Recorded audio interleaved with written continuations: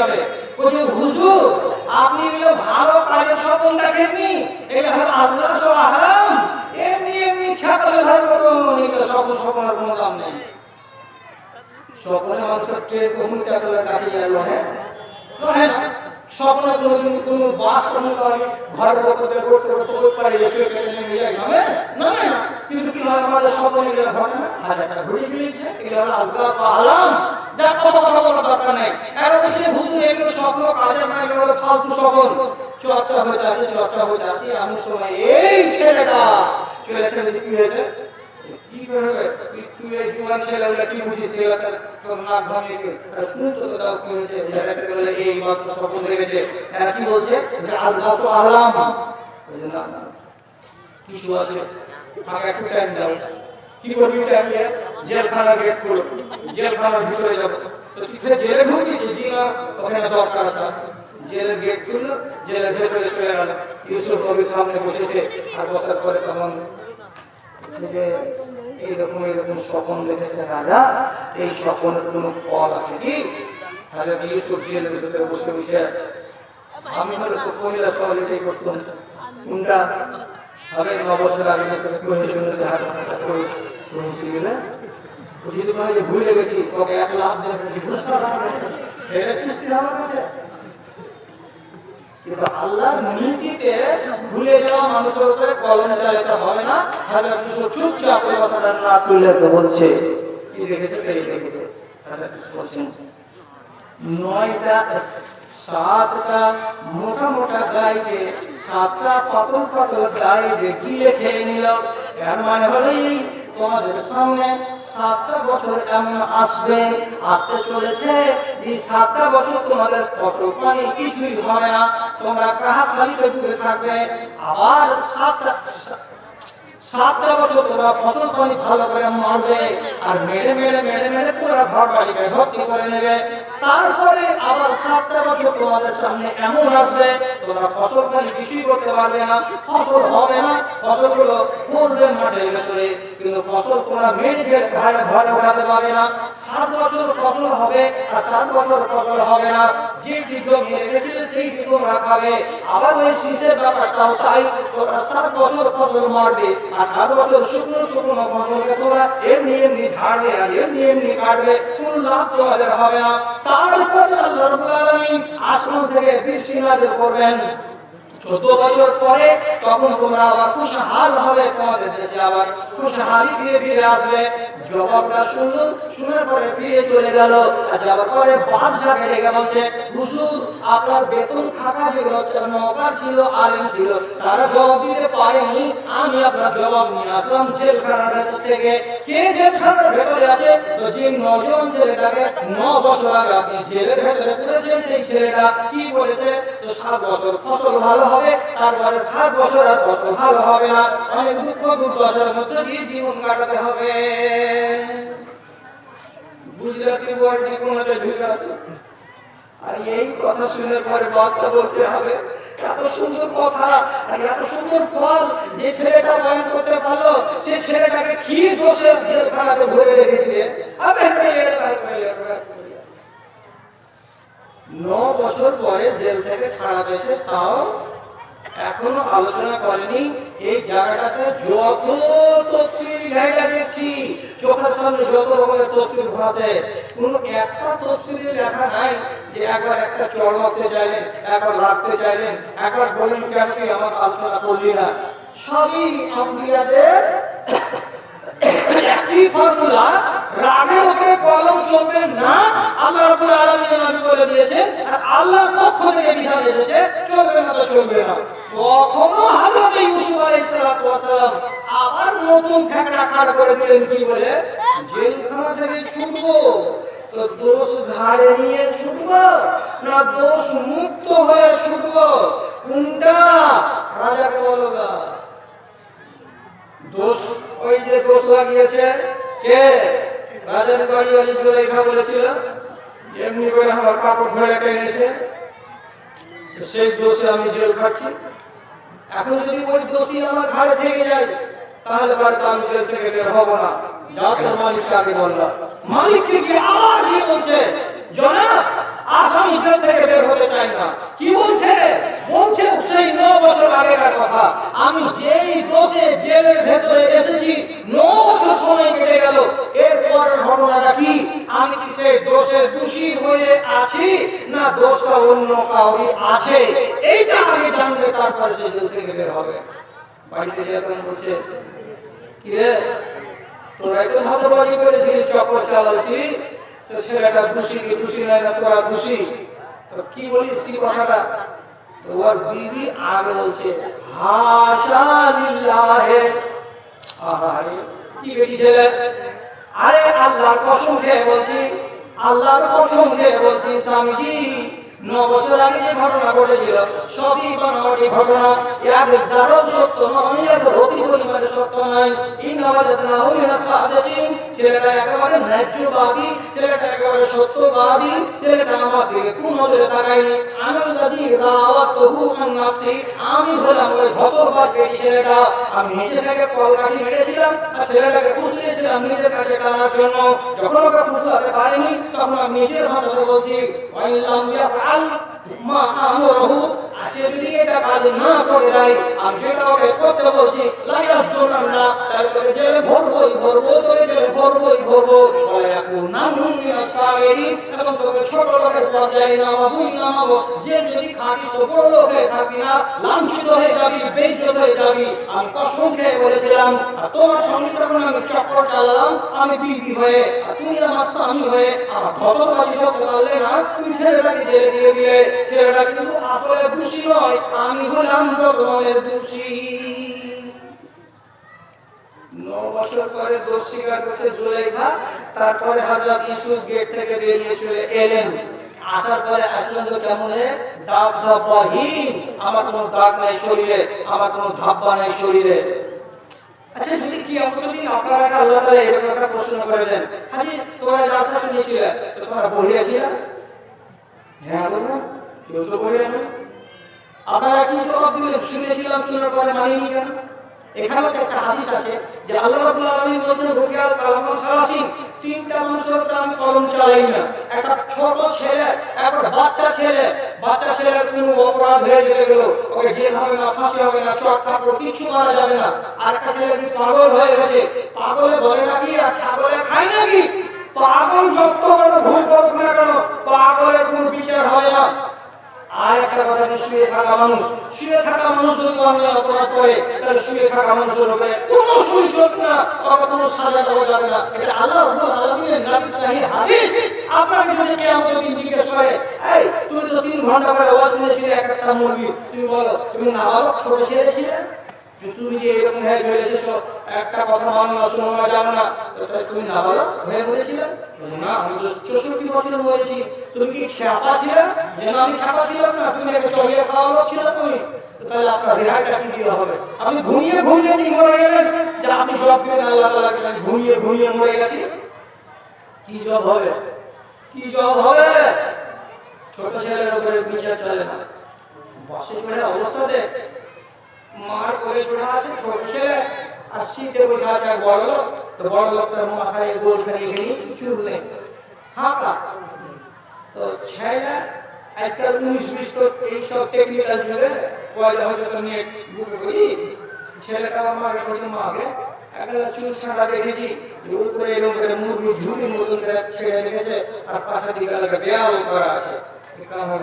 জ্বালা করে দেখতে পাই না, আমার দেশে বাড়ি গিয়ে ও সারা ইংলিশের বাচ্চা সব একেবারে কাম করে জন্মিছে একটা ইমানদার দুয়া পড়া ছেলেই লাগে না কাম করে। এরকম করে বলছে মা একটা লাগে এরকম দেখছি, আর আরেকটা দেখেছি কি যে পাশারি বড় বড় ঝোঁকা আর ওপরে ওগুলো একটু ছোট দেখেছি। আর মা বলছে মা আরেকটা ডিজাইন দিলা, এটা ডিজাইন জীবনের প্রথম দেখছি। ছেলে আগে এত বড় মোটামুটি বুদ্ধি হয়ে গেছে, দুনিয়া জ্ঞান হয়ে গেছে। লোকটা মাথার মাঝখানে কেমন করে গোল করে কামাচ্ছে, মা কেমন করে একটু আস্তে ঘোরাফেরা করছে, লোকটা টাকলা ডিজাইন বাইরে মারা, টাকলা ছোট ছেলের কথা ধীরে হয়েছিল, আরে আর মার কথাটা একটু জোরে হয়ে গেছে, টাকলা সিটে বসে বসে দেখছে শালা বেটি ছেলে না, বেটি ছেলের বাচ্চা হয়ে গেছে শালা, রাগাগলা করতেছে, ভাষাগুলো বেছে গেছে। বড় লোক মানুষ যখন ক্যামেরা চোখে দেখেছে বেটি ছেলেটা দিয়ে দেখে একবার চোখ লাল করেছে, ইও শেষ সবাদের বেটি ছিল, ও একদম বুঝে উঠে বসে কি করেছি তোমাকে অত লাল চোখ লেগে মাথাতে যা চুল থাকে না ওটা টাকলা পাহে, তোমার মাথায় চুল লেগে তোমাকে টাকলা পেয়েছি, আমার ছেলে বুঝতে পারে না, তার লেগে ছেলে কানে শিখে দিয়ে যেগুলো টাকলা পাহে, তো টাকলা পাহাটা কোন বসে গেল, আরে টাকলা টাকলা করে যে ভাষা বলতে শুরু করে দিয়ে একবার পার থেকে চলতে আর টাকলা টাকলা টাকলা ওর মুষ্টিকে টাকলা বানিয়ে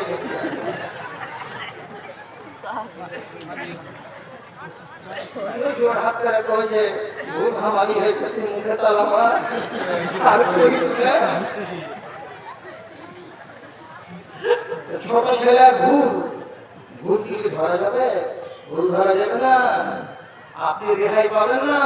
ওয়াজ করছি জিন্দা মানুষকে, মরা মানুষকে ওয়াজ করিনি। আপনার জানাজা করতে এই সমস্ত আলেম যেতে পারবে না।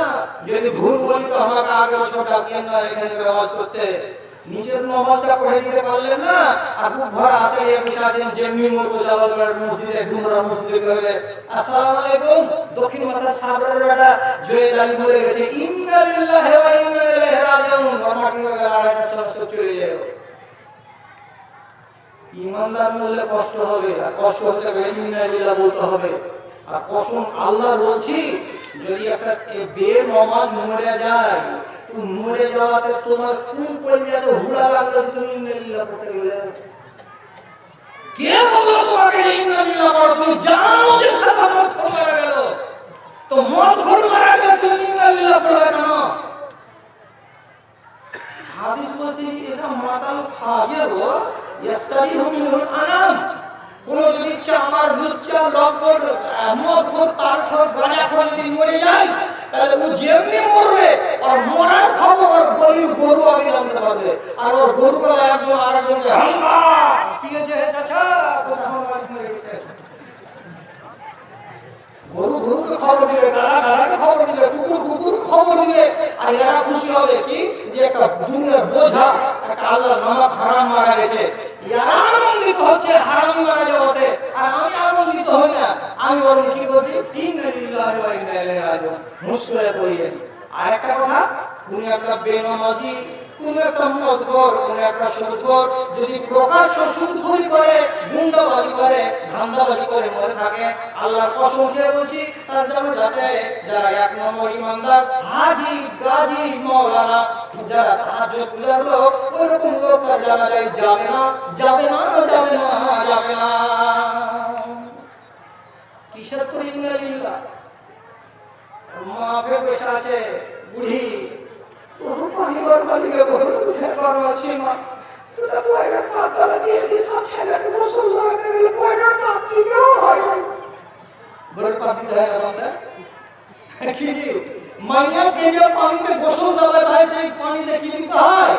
বইয়ের পাত দিতে হয়। কারণ তাহলে পানিটা ভালো ফিটকিরি হবে, পরিষ্কার হবে। আর মা কত সুন্নাতি বেটি, আর মদ খোর বেটাকে গোসল লাগাবে বইয়ের পানি দিয়ে। হ্যাঁ দিয়েছি, এবার যারা কাপড় নিয়েছে এরা বলছে হ্যাঁ বলছে ভুল করে না, ডাইন একটা তুলতে হয় শুননা চামার এই বেটি আর কাছে শুননাতে লেগে লেগে আছিস তোরা। আর জনা বলে শুনবা কেন জানি, শুনবা কেন মানে কি এটা আমরা শুননা এটা নাই শুননাতে কথা শুনবা না, মানে কবরে পাঠাবে দেখা দূর হাসা দিয়ে পাঠাবে। কবরে অনেক কাপড় সারা দিলাম, চোখে সুরমা দিলাম, তারপরে আতর ছিটিয়ে দিলাম, আর দেওয়ার পরে কবরে নিয়ে যাওয়া হলো। কবরে কোথায় দিক থেকে ঢুকালাম, সবাই জানাজা হাজির হয়েছে। মাওলানা মুলবি আর হাজী আর গাজী আল্লাহর কসম করে বলছি কেন মানা আছে, কেন মানা আছে, কেন মানা আছে?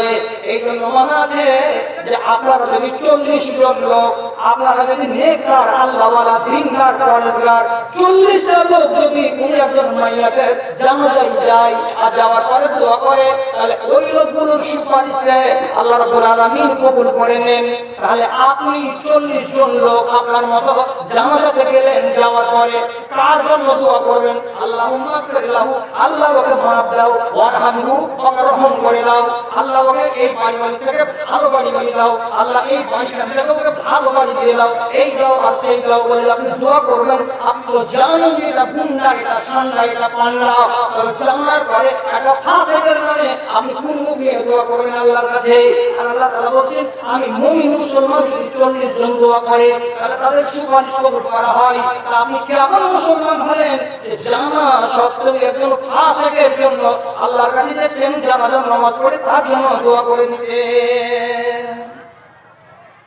যার দেনা আছে ওর নামাজ রাসূল পড়ান, যে ফাঁসি দিয়ে মরে গেছে ওর জানাজা রাসূল পড়ান, যে বেনামাজি মরে যাবে ওর নামাজ আপনি পড়াতে পারবেন না।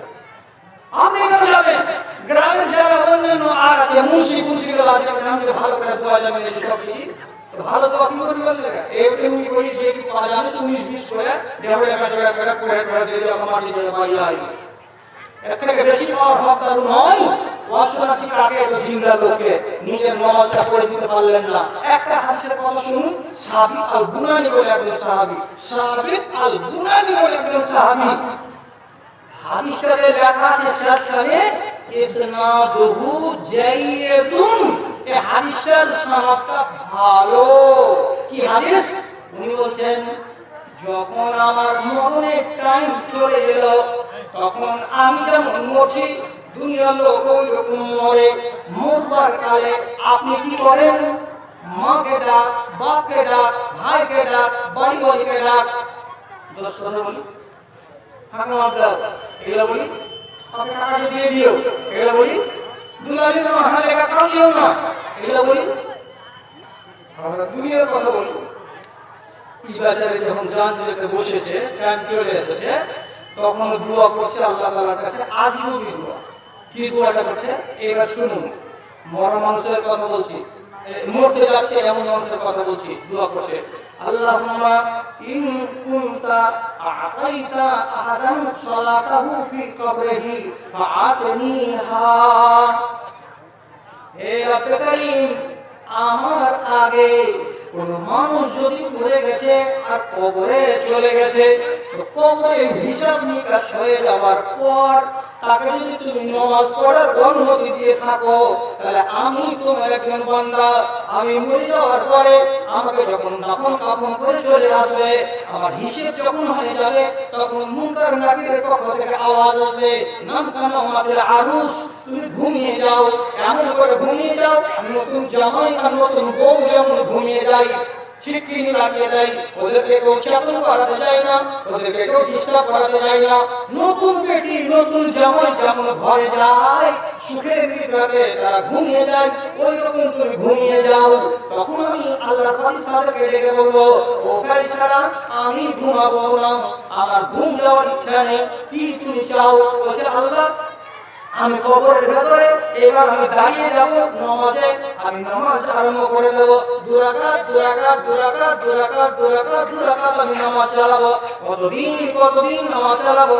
যতদিন পর্যন্ত ইসরাফিল আলাইহিস সালাতু ওয়াস সালাম বাঁশিতে ফুঁক না লাগাবে, ততদিন পর্যন্ত, যতদিন কিয়ামত না হবে ততদিন পর্যন্ত নামাজ চালাবো, নামাজ চালাবো, নামাজ চালাবো। কোথায়? কবরের মাঝখানে।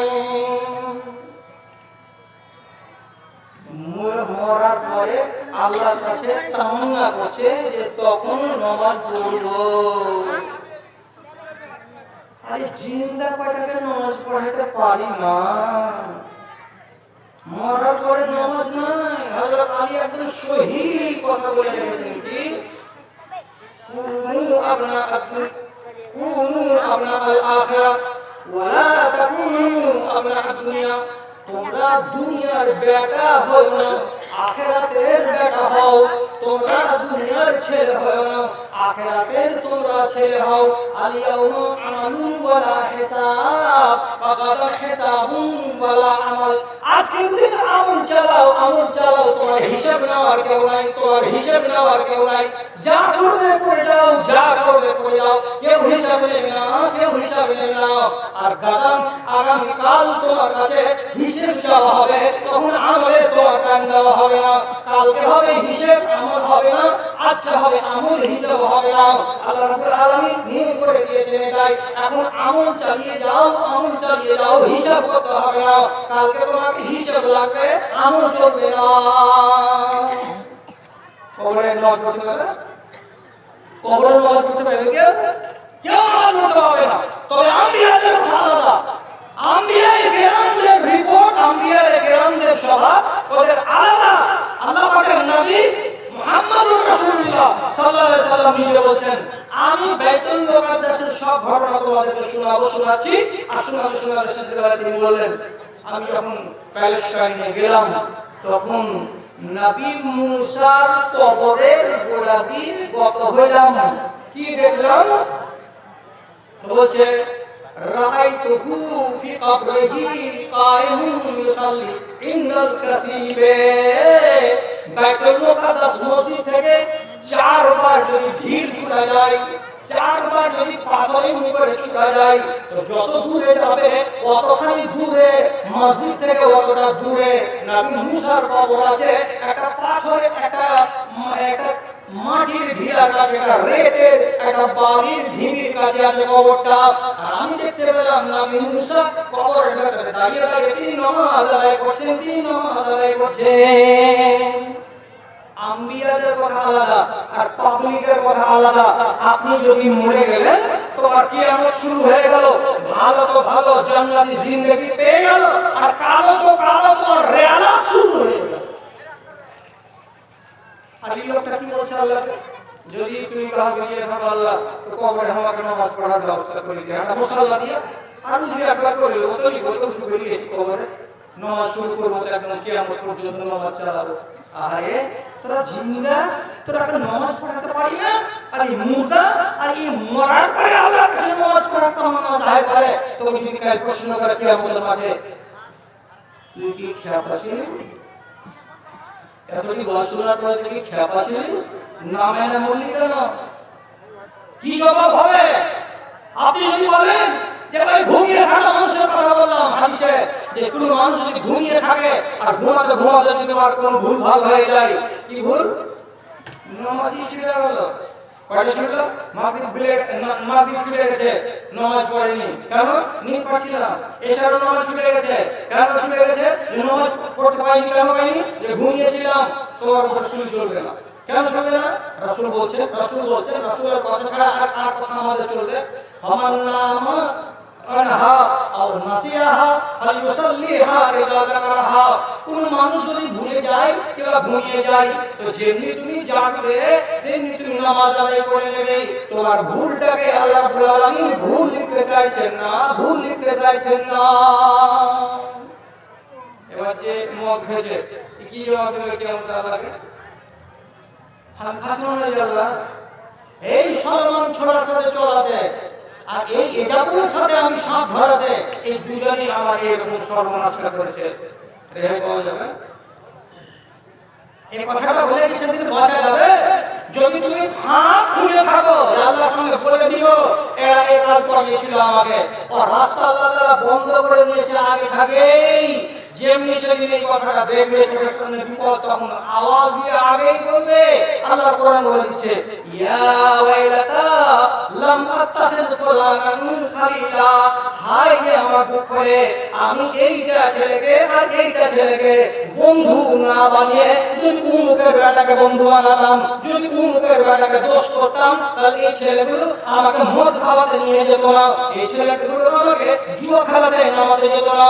ওই ছেলেগুলো ছিল নামাজি দিনদার, ওদের সঙ্গে বন্ধুত্বারি করতে গেলে আমিও দিনদার হতাম, আমিও বন্ধু ওরকম হয়ে যেতাম। কিন্তু আমার বন্ধু কারা? যারা ফাজিল, যারা নষ্ট, যারা বেদিন, তারা। তাদের সঙ্গ দেওয়ার কারণে আমারও দুর্গতি হয়ে গেছে। দরজা বন্ধ। ঘুমিয়ে ঘুমিয়ে যদি অপরাধ করো, তাহলে সে অপরাধ আল্লাহ লিখতে চায় না। আর কিয়ামতের দিন আপনি বাঁচবেন তো কোন কথা বলে? আমি খেপা ছিলাম, আমি ছোট ছেলে ছিলাম, আমি ঘুমিয়েছিলাম বলে আপনি রেহাই পেয়ে যাবেন। নামাজ ছাড়া অপরাধ আল্লাহ মাফ দিয়ে দিলেন। ইজ্জত দেখা যায় না সেটাও কি সাবালক? ভালো করে বুঝেন, ওযু করার পরে যদি নিজের যন্ত্রণাটা হাত পড়ে যায় তো ওযু দিয়ে কথা বুঝলেন না ওযু করার পরে যদি নিজের গোপন অঙ্গে হাত লেগে যায় ওযুটা ফিরে যাবে। ওলামারা ঝগড়া লাগাচ্ছে কি বলে যে নাম কাটা যেতে পারে ভালো বাংলা তো অন্ধকোষ বলে। আর আপনারা কেমন করে এই ভাষাটা আমি কহবো যেটা আমরা ঘরে বাড়িতে কহি? আরে ভাই যেটা বেটা ছেলের আসলে তামাশল যেটাকে বলে লিঙ্গ যদি হাত পড়ে তো তুলতে যাবে। আর হাদিস আছে মান মাসা যাকারাহু, যে তার নিজের যাকারে হাত দিয়ে দিল বড় জুতিতে গেল। তো আর একটা ছেলে তো প্রশ্ন করে বলছে উনিশা যদি এখানে নাম কাটাতে এই হাত লেগে যায় লিঙ্গের নিচে কি থাকে আর কুকলিটা কত যদি হাত লাগে তো তুলবে তার এক নাম বলছে ভোলে হাতে তুলবে না এই কেন যে ওর নাম হাত থাকে সালা কোন ঝগড়া চলে আপনারে। তো আপনি মশলা মাসাইলকে জানতে গিয়ে আজকে কত শিখে নেবেন। একটা মানুষ যদি নিজের ইজ্জত দেখায় তাহলে আর গুনাহ হবে না? হবে। কেউ যদি দেখে জেনে দেখে আর গুনাহ হবে? হবে। এই জন্য ইজ্জতের কত দাম যে আল্লাহ পাকের নবী বলেছেন পায়খানাতে যেতে গেলে গল্প করা চলবে না। আরেকটা কথা এই যে আলাদা মিলকুম নিয়ে যাওয়ার মত হাওয়া পালিয়াবো পায়খানাতে যখন যাওয়ার ভাড়া লাগবে তখন তোমাকে দূরে যেতে হবে। কত দূর যেতে হবে? যে এখান থেকে লোক হাত করে বেরিয়ে যাও কত দূর? যে একবার দেউরিয়া যাওয়ার আগে ডুমরার মাঝখানে আগে পর্যন্ত যাও। যেখানে যে তুমি কাপড়টাকে উঠাবে তো আমি যেন ডুমরা থেকে বুঝতে না পারি যে তোমার হিসাব কিতাব কেমন দ্রব্যপাতি এত দূরে যাও। শরিয়াত কেন যে তোমার যদি জিনিসে তোমার দোকানের মালে আমার যদি চোখ চলে যায় তাহলে আমার গুনাহ হবে। আর তুমি যে আমাকে দেখাইলে তো তোমার গুনাহ হবে। হিসাবটা বুঝেছো কি বুঝনি? এত বড় গুনাহ এই জিনিসটাতে সতর দেখা যায় নয়। আর এই জন্য আপনার আমার নামে পর্দা এসেছে আর এই জন্য আমার আপনার নামে কাপড় এসেছে। তাহলে একটা লোক নিন্দের হালাতে গুনাহ করে তো নিন্দের হালাতে গুনাহ হয় না। গরমের দিন 17 বছরের গরম আর কাঁঠাল তলাতে শুয়ে আছে আর পুরে হাওয়া বইছে মিষ্টি নিম কখন যে লুঙ্গিটা উঠতে এসে গলা পর্যন্ত এসে লেটকে লেগে আছে অখিয়ালি না। যত লোক ভেঙে গিয়েছে মুশিয়ার নিম করছে কিনা এক নজর পড়ে গেল দ্বিতীয় নজর নেই গুনাহ করা হয়ে যায়। তাহলে আপনি যে বলবেন যে দোকান খুলে নিম পাচ্ছে তাহলে গুনাহ হবে না? এই যে ঘুমিয়ে আছে আর চোখ বন্ধ আর আকেল নেই আল্লাহ ছেড়ে দিয়েছেন। বেলা 12টা 12:30 হয়েছে শাশুড়ি করেছে আগে বউটা আগে তো শ্বশুর কি আগে করে নিম পাই চলে যাবে খুব ভেঙে লাগিয়ে গোসল কি করবে না নাকি নামাজ পড়া করবে না নাকি যাব উঠিয়ে দিয়ে গেল বহু না বুঝলে কথা তো বহু আপনার লগের খানা বলতে যাইছে তো হয়েছে আল্লাহ শ্বশুর গোড়া কি গেল না ঘুরে চলে শাশুড়ি কাছে গিয়ে চলে যাবে নাকে কাপড়ে মারে এটা হয় না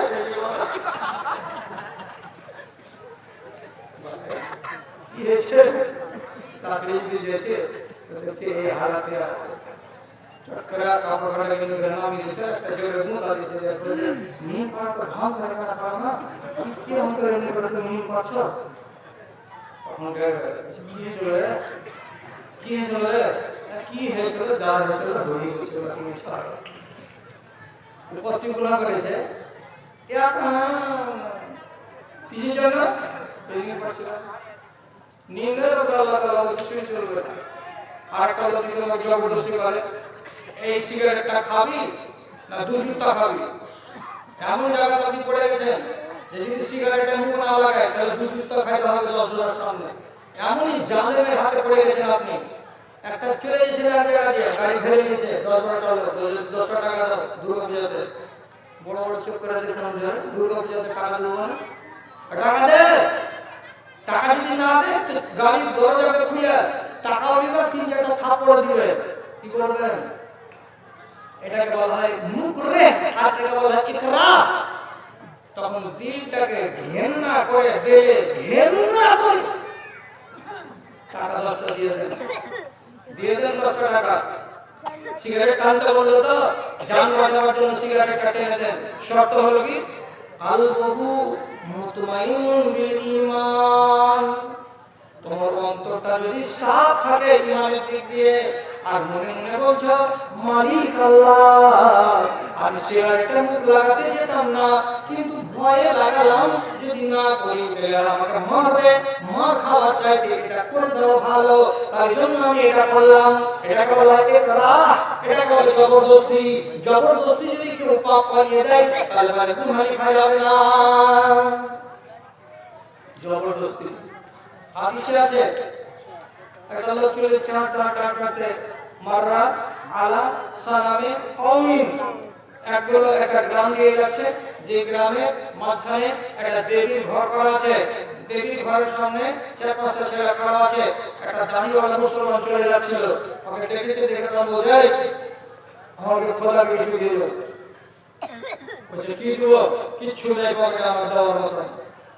তখন বলছে ওয়ালা উজু বাবা, এই যে মিষ্টির ভাড়ের উপরে মাছি মেলা উঠছে, একটা মাছি নিজের ঘর জোর করে মেয়েকে আমার লাড়ি বাহির করে দিচ্ছি না, একটু আগ মারা করে আমার দম থাকা অবস্থাতে করে ধরে আমাকে মাহবুবের সামনে এই করে চালিয়ে দে, তোকে ছেড়ে দেবো, তাহলে কিছু নেই। ওইটাই করলো, কিন্তু একবার খালেজ দিলে, কি খালেজ দিলে? মাছি জানি না, মাছি কি আছে এরকম মারলো, মাছি মেরে দিয়ে দিল, চলে গেল। আর একটা লোক আসলো 10 মিনিট পরে, আর বলছে কিছু দিয়ে যাও। কি ভেব দিব? কি ভেব দিব? তো তোমার খোদা, এটা আমার খোদা নয়। এটা জবরদস্তি করতে লাগলো, কিছু দিবে না, দিবে না, না দিব না, ওয়াল্লাহ সুবহান, এটা মাছি দিয়ে দাও, তোমাকে ছেড়ে দেবো। এই বছর মাছিটা যদি দিই তা তোর খোদাকে বিশ্বাস করে আমাকে দিতে হবে, ওই জন্য আমি মাছিও দিব না। গলা কেটে দিল, চলে গেল, লোকটা মরে গেল। আর মশলা কতটি আছে? মাত্র একটা, কতটি বলার দরকার নেই, মাত্র একটা বলছি। তা কি? এবার রাসূলের কাছে খবর গেল, আল্লাহ পাক নবী বলেছেন দাখালাল জান্নাতা রাজুলুন ফি যুবাবিন ওয়া দাখালান নারা রাজুলুন ফি যুবাব, একটা মানুষ মাছির কারণে জাহান্নামে চলে গেল, একটা মানুষ মাছির কারণে জান্নাতে চলে গেল। বুঝতে পারলাম না আল্লাহ পাকের রাসূল, বুঝতে পারলেন না? একটা মানুষকে মাছিতেই জাহান্নামে নিয়ে গেল, আর একটা মানুষকে মাছিতেই জান্নাতে নিয়ে গেল। প্রথম লোকটা যে গেছিল, ওই লোকটা যে এইরকম করে মাছিটা দিয়ে দিল, তার সামনে জবরদস্তি তারা করেনি। প্রথম কথা যেমনি বলা, সে বলেছিল আমার কাছে কিছু নাই, তখন হালকা মনে করলো কি যে একটা মাছি যদি দিয়ে দিত কি হয়ে যাবে, তার মানে কি আল্লাহ রাব্বুল আলামিনের সামনে তাকে শিরিক করলো, শরীক করে নিল। আল্লাহর নামে কুরবানি হওয়ার কথা, সেখানে তাদের মাবুদের নামে মাছি মেরে মাবুদকে দিয়ে দিল, মাবুদকে বিশ্বাস করে নিল চেহারা, যার কারণে লোকটা বেঁচেও আছে কিন্তু জাহান্নামী হয়ে গেছে। আর ওই লোকটা উপরে জবরদস্তি করেছে, আর জবরদস্তি করার টাইমে ও যদি জবরদস্তির শিকার হওয়ার পরে যদি মাছি দিত তাহলে পরে তাকে আল্লাহ রেহাই করে দিতেন, কেন যে জবরদস্তি করা হয়েছে। কিন্তু লোকটা জিদের উপরে থেকে গেল, না দিব না, না দিব না, এটা হলো আলাদা ইমানের পরিচয়। সুতরাং লোকে মেরে দিয়েছে, যেমনি লোকটা মারা গেছে সেমনি আল্লাহ জান্নাতে চলে গেছে। তখন যদি বলতো মারবার কালে আর মরবার কালে, তাহলে তাকে আল্লাহ তাআলা ছেড়ে দিতেন। হিসাবটা কি? জবরদস্তি যদি কেউ আপনাকে পাপ করায় তাহলে ওই পাপ আল্লাহর কাছে লেখা যাবে না। বন্ধুরা আমার, কতটি কথা শোনা হলো, কতটি হাদিস শোনা হলো, কতটি ওয়াজ শোনা হলো, আপনি এতটি কথাকে কি মগজে নিয়ে রাখতে পারবেন? এত কথা মগজে নিয়ে রাখতে পারবেন না। আর একটা কথা হলো এই, আমি হলাম 62 বছরের রানিং একটা বুড়া মানুষ, আর বুড়া হওয়ার আগে আগে অতি বুড়া হয়ে গেছি রোগের কারণে। কতক্ষণ যে বলা হলো, তো আমার আন্দাজ বলছে ঠিক না বেঠিক? 2 ঘন্টা হয়ে গেল। যাও তো আর বকায় না, কালকে অনেক দূর যেতে হবে, অনেক দূর যেতে হবে, ওখানেও আবার করতে হবে। এইবার আপনাদের সামনে আর বেশি কথা না পেরে একটা পাহাড় একবারে যেটাকে আমরা দেশ বলে বাংলাতে বলি কিন্তু আমরা আমি আপনার হালে লাগে বাসুরটা আসে। তো সেই লোকটাকে আমি টেনে এনে আপনারা নিয়ে আসুন, ওই লোকটা আপনাদের সামনে আসবে, দীর্ঘক্ষণ কাজ করবে। আচ্ছা, কথা একটা এই প্রসঙ্গে যখন চলে এলো, আমি বলছিলাম সাবিত আল গুনানির কথা, মরার পরে ধর্ম করার জন্য প্রচেষ্টা চালাচ্ছে, আর আমার ভাইদেরকে জীবিত অবস্থাতে এদেরকে ধর্মের দিকে টেনে আনতে আমি পারি না। তাহলে কত তফাৎ সেদিনকার লোকের আর এদিনকার লোকের ভেতরে। আর একটা কথা শুনেন, মুসনাদে আহমদের ভেতরে হাদিসটা আছে, সনদের ভেতরে এর কোনো গোলমাল নেই, ঠিক আছে সনদ হাদিসের। তাতে কি আবু বকর সিদ্দিকের যেটা লাস্ট বাড়িওয়ালি, তার নাম আসমা বিনতে উমাইস। আসমা বিনতে উমাইস, এবার ফাতেমা ইনি হচ্ছেন নবীর বেটি, আবু বকরের হচ্ছে নাতি। তো স্ত্রী আসমা আবু বকরের আর এই নাতি ফাতেমা দুজন একদিন বাড়িতে বসে, আসমা বলছে, বুবুরে আজ তোর সাথে কিছু গল্প করবো, মন খুলে এই জন্য এসেছি। কিসের গল্প কে নানি? তো বলছে, তোর বাপ মক্কাতে যেদিন প্রথম কলেমার আওয়াজ দিল, তখন আমরা কিছু লোক যে ঈমান আনলাম, তো আমাদের উপরে কত জুলুম নেমে এলো, আর আমাদের উপরে কত উৎপীড়ন নেমে এলো মক্কাবাসীর, আর আমরা এই জুলুমকে সহ্য করতে না পেরে দেশ থেকে দেশান্তরে চলে গেলাম হাবশার মাটিতে।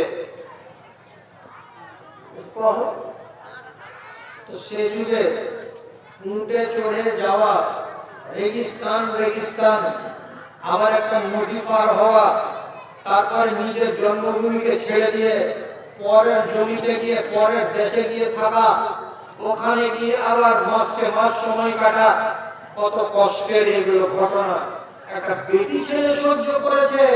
এটা হলো পহিলা হিজরত, তার ঘটনা। হযরত আসমা বলে গেছেন, কিন্তু ফাতেমা রাদিয়াল্লাহু তাআলা আনহা নানির গল্পের দিকে ধ্যান লাগায় না। কিছুক্ষণ পরে হযরত আসমা বুঝতে পেরে নিয়েছেন যে আমার নাতনি আমার গল্পকে ঠিক করে শুনে না। তখন হাতে এমনি করে একটা ইশারা দিয়ে বলছে, আনতে জাহিলাতুন, এর মানে কি তুমি কি আমার কথাগুলোকে আনকানি দাও। আনকানি মানে কি, আমি বলছি তোমাকে একগুলো কথা, তোমার কানটা আমার দিকে নাই, অন্যদিকে কান চলে গেছে। তাহলে কিসের জন্য আমি তোমার কাছে গেলাম আর কেমন কথাগুলোকে এত মন খুলে খুলে ব্যক্ত করলাম?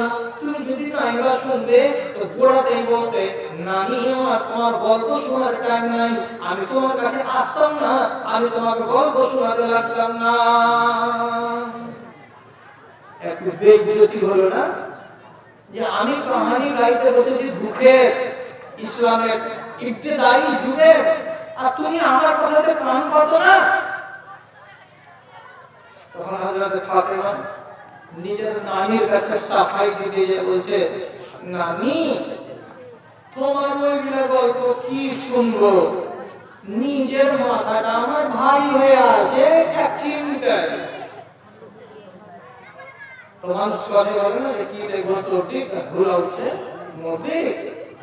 তখন নানি পাল্টা জবাব ওকে জিজ্ঞেস করে বলছেন, তোমার কোন দুঃখ হয়ে গেল যে তুমি আমার গল্প শোনো না? পাল্টা বলছে যে কি তোমার কথা শুনবো, আমি আমার নিজের চিন্তাকে ভাই, তোমার কি হয়েছে?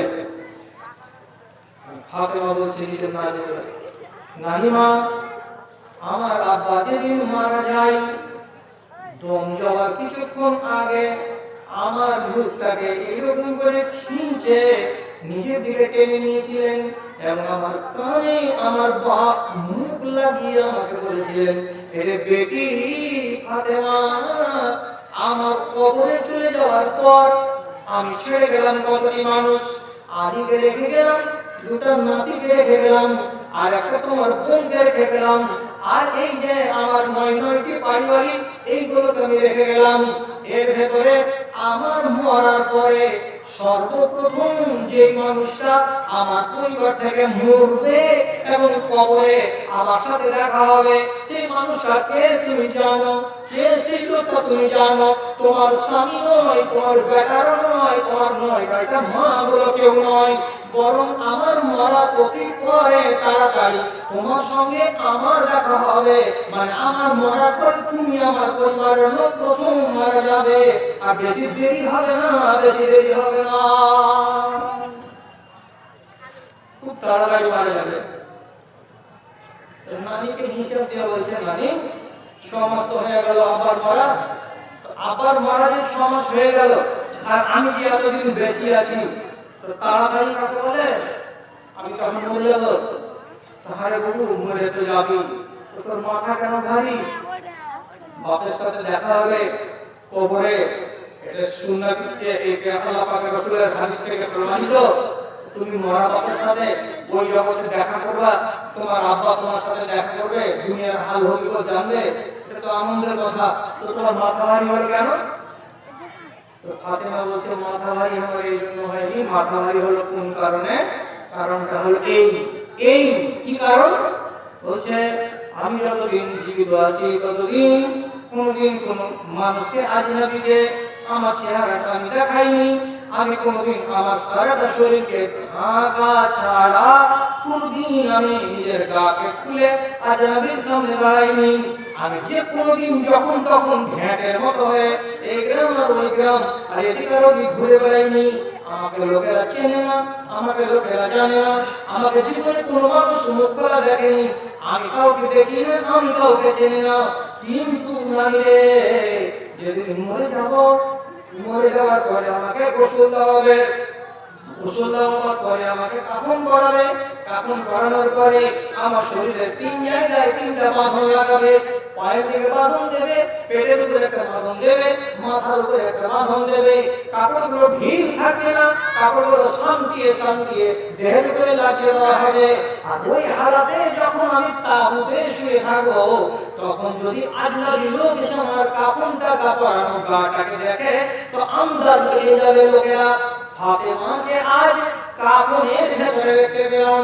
ফাতেমাকে দেখে আন্দাজ করে নেবে ফাতেমা কত লম্বা ছিল, ফাতেমা কেমন পাতলা ছিল না মোটা ছিল, ফাতেমার দেহটা কেমন ছিল, সেদিন আমার কাফনের ল্যাপটা শরীরটাই বলে দেবে আমি মোটা না আমি পাতলা, আমি বেটে না আমি লম্বা। তাহলে সেদিন আমার যদি সবকিছু মানুষেরা জেনে যায়, তাহলে আমার পর্দাটা থাকলো কোথায়? মরার পরে কি হবে তার জন্য ভাবনা জীবিত অবস্থায়। আর আজকে আমাদের দেশের হাজার হাজার বেটি ছেলেকে যদি বলি তুমি জিন্দা আছো, হে তুমি কেন পর্দা করো না? এরা জিন্দা অবস্থায় পর্দা করে না, পর্দা করানো যায় না। আর ফাতেমা মরার পরে পর্দা কেমন করে রক্ষিত হবে তার ব্যাপারে ভাবনা চালিয়ে যায়। কাঞ্চনে বসে আছে, আর কাঁধে ট্রেনটা লেগেছে, বছর আগেকার কথা, সিট ফাঁকা, আগেকার সিট থেকে ব্যাগটা রেখেছি, উপরে কত তুলবো, বসে আছি, আর আমার কাম হলো চরিত্র হলো ফাঁকা পেলে কিছু লেখা লেখছি। একটা বেটি ছেলে উঠলো, তো ওকে করত দিয়ে যদি ফাড়া যায় তো পাতলা বেটি ছেলে 3টে হয়ে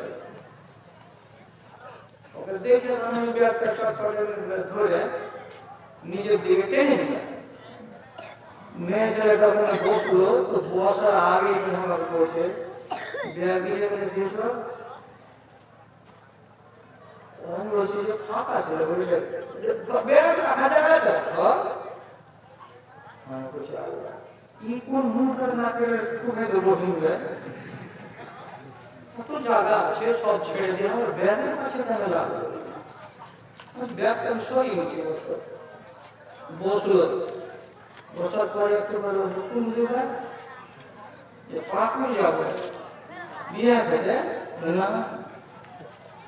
কোথায় যাবো পাকুড় আলোচ ওখানে একটা যাওয়ার সাথে যাবো আমি যাওয়ার সাথে যাবো যখন করেছি তো চটপট করে করেছি কি একটা মকলার মতন ব্যাগ দেওয়া ওরকম ছিল ওর যেখানে টাইম এখন পৌঁছে ও তাই মাথাটাকে ঢেঁকে বসে নুরুল সাহেব মাথাটাকে ঢেঁকে ঢেকে বসে এবার নুরুল সাহেবের সামনে ওড়নাটাকে খুলে মাথাটাকে ঢেকে বসলো তো মাথা ঢেকে কেমন করে বসলো তো খালি মাথাটাই ঢাকা গেল আর বাকি যে ওর শরীরের যেখান সেখানকারে খুলে পড়ে আছে ওইটা ঢাকার ব্যবস্থা আর নেই আর করে রাখেও নি ইমান কততে যে পর্দা যদি করতে হয় তো কাকে দেখে খালি মুলুকে দেখে আর বাদ বাকি এগুলা লোককে দেখে কেন পর্দা করলে তুমি বুঝি ওরা কি বুঝে ওগুলো